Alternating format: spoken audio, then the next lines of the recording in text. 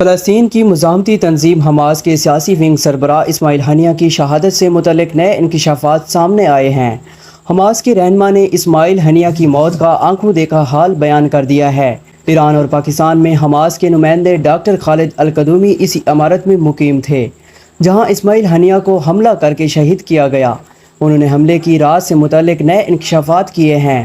ایران کی سرکاری خبر رساں ایجنسی ارنا کے مطابق اپنے انٹرویو میں ڈاکٹر خالد القدومی نے نیو یارک ٹائمز کی رپورٹ کو مسترد کر دیا۔ خالد القدومی نے بتایا کہ رات کے 1:37 پر پوری عمارت لرز اٹھی۔ عمارت اس طرح لرزی تھی کہ پہلے میں سمجھا زلزلہ آ گیا یا بجلی کی گرج اور چمک ہے، لیکن کھڑکی کھول کے باہر دیکھا تو بارش کے کوئی آثار نہیں تھے اور ہوا گرم تھی۔ ان کا کہنا تھا کہ میں فوراً اپنے کمرے سے نکلا تو دھواں دیکھا، پھر میں جہاں شہید اسماعیل ہنیہ کا کمرہ تھا اور چوتھی منزل پر گیا اور دیکھا دیوار اور چھت گر گئی ہے۔